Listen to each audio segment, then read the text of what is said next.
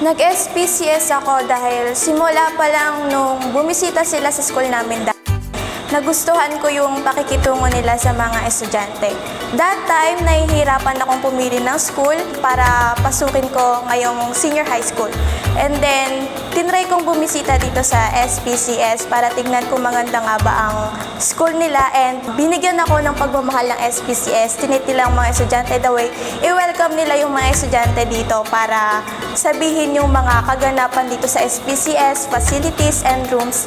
Maganda ang mga facilities dito sa school, and fully air-conditioned po ang lahat ng mga facilities dito sa school, at yun ang isa sa mga nagustuhan ko dito sa SPCS.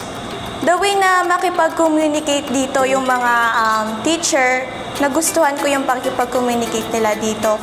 At pagdating naman sa sports ng SPCS, masasabi kong sobrang saya ng experience ko dito sa SPCS. Isa akong volleyball player dito and captain ball ng volleyball girls team dito sa SPCS.